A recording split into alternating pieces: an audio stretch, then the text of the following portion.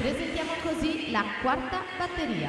In corsia 1 Emma Perer, alla 2 Lisa Boschini, alla 3 Cristian De Bortoli, alla 4 Maddalena Foradori, alla 5 Vera Farabegoli, alla 6 Maya Lepstick, 7 Elisa Enash, alla 8 Ginevra Matassa.